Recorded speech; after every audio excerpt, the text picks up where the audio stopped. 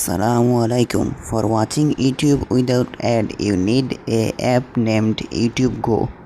Link is in the first comment. This app not only ad remover but also data saver.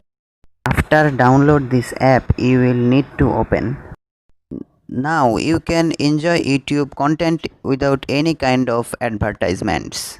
I recommend you to always watch YouTube with this app. You are seeing that there is no ads at the starting of any video.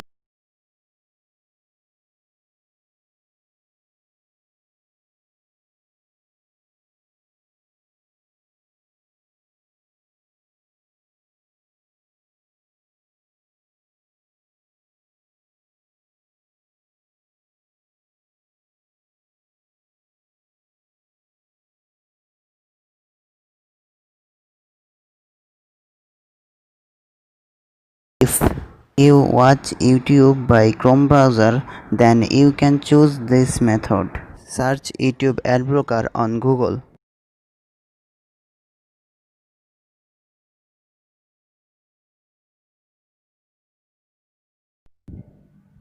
Tap add to desktop.